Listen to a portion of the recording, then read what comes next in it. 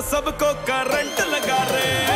রণবীর সিং ও দীপিকা পাড়ুকোনের ঘর আলো করে আসছে নতুন সদস্য। সেই সুদিনের দিন গুনছে এই তারকা দম্পতি। তবে এরই মাঝে দীপিকার অতীত টেনে সামনে এনেছে নেটিজেনরা। নায়িকার প্রাক্তন প্রেমিক রণবীর কাপুরের প্রেম ও বিচ্ছেদ ফের এসেছে আলোচনায়।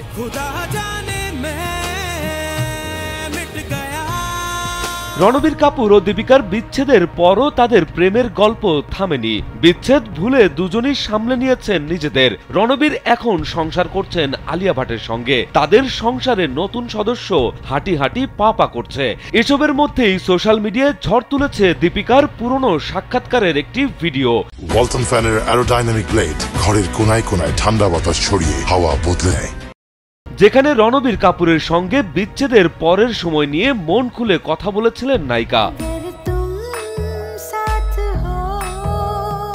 সাক্ষাৎকারে অভিনেত্রী জানান, রণবীরের প্রতি অনেকটাই পজিটিভ ছিল দীপিকা। কিছুদিন যেতেই রণবীরের আচরণ বদলে যায়।